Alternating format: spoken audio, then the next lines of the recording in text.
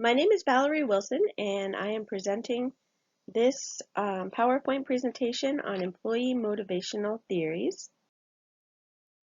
Motivation is the primitive feeling that pushes us to act.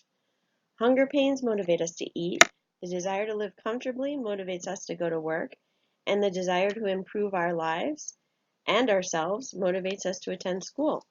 People are motivated by different things. However, within the work environment, the key to encouraging the highest level employee engagement, production, and satisfaction is understanding and implementing motivational theory. Equity theory is also known as organizational justice. It essentially looks at how fair each individual is treated within an organization. One application of this theory is Adams' equity theory, which was introduced in 1963 by John Adams, who studied equity and justice in the workplace. Adams recognized that motivation can be affected by how an individual perceives fair treatment. The perception of fairness and equality has a direct effect on motivation, attitude, and behavior. The theory is based on a balance of input and output. If the input to output ratio is not balanced, it will create demotivation. It reduces effort and causes disruption in work performance.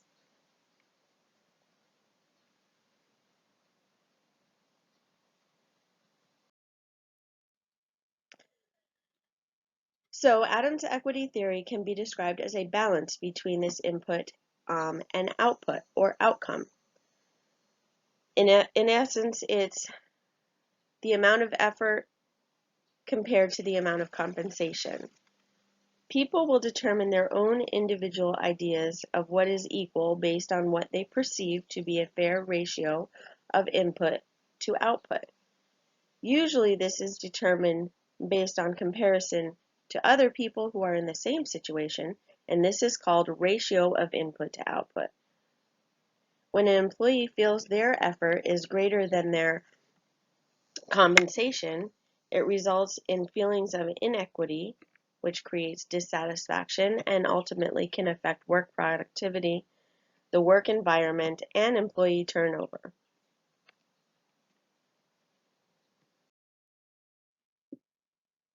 So according to Adams, there are two ways in which workers will try to compensate for inequality, either behaviorally or cognitively. Behavioral process is when an individual will try to change either the input or the outcome. If they feel they are undercompensated, they may become less productive and less motivated, or they may ask for higher compensation or try to change the input outcome of those around them to change the comparison. Cognitive processes involve more of a subtle and internal process, such as justifying the inequity or distorting perceptions so the comparison appears more equitable. Examples such as saying, they make more money because they're older or they live in a more populated environment with a higher cost of living. Those are examples of justifying through using a cognitive process.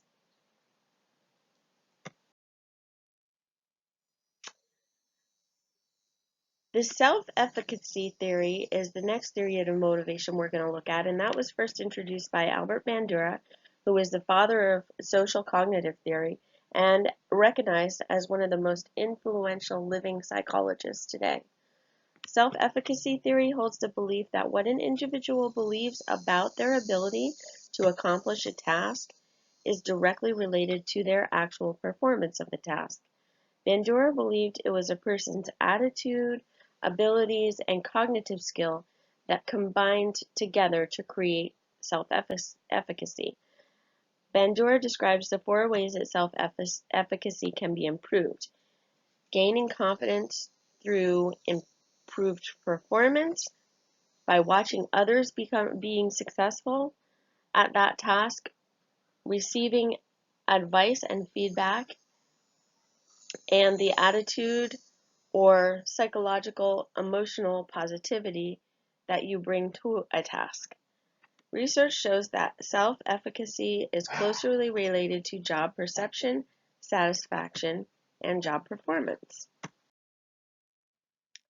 Self-efficacy influences the type of goals that individuals will set, which is one reason why it's directly connected to goal setting theory.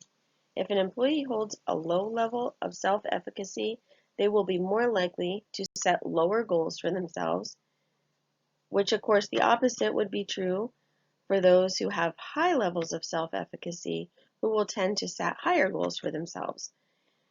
Self-efficacy also influences learning and effort by either positively or negatively motivating employees to try new tasks and learn new skills. And finally, self-efficacy influences the level of persistence an individual will put towards a new task. If there is high self-efficacy, there is a higher likelihood the individual will persist through difficult tasks rather than just give up.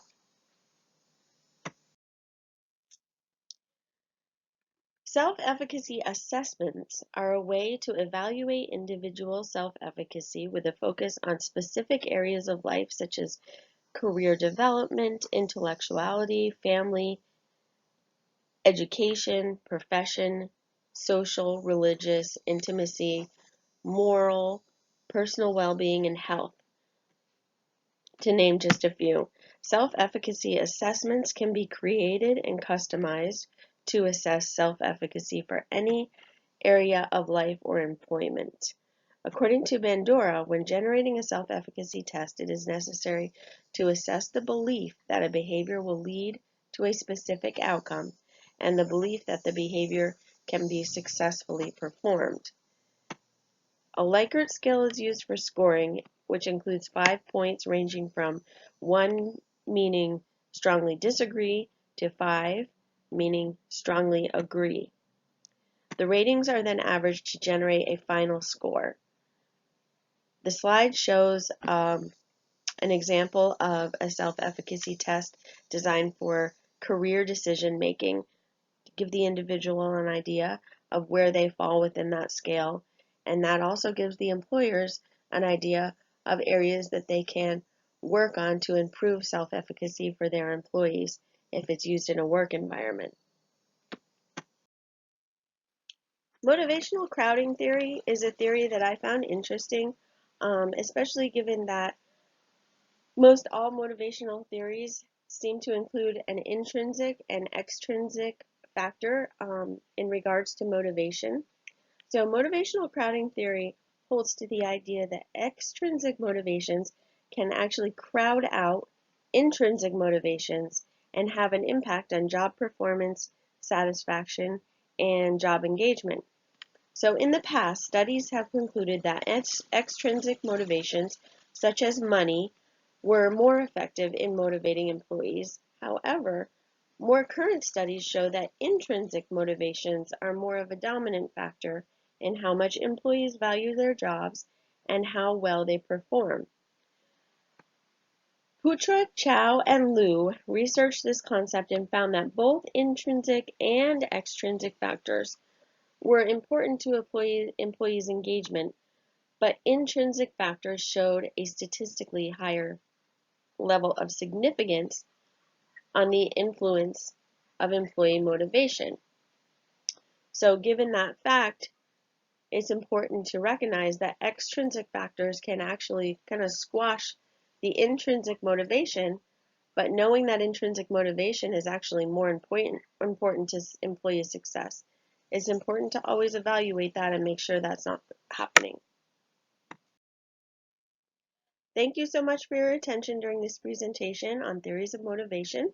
In closing, I would like to encourage you to leave comments and thoughts about the importance of intrinsic and extrinsic motivations and which one you think would be a stronger motivating factor for you.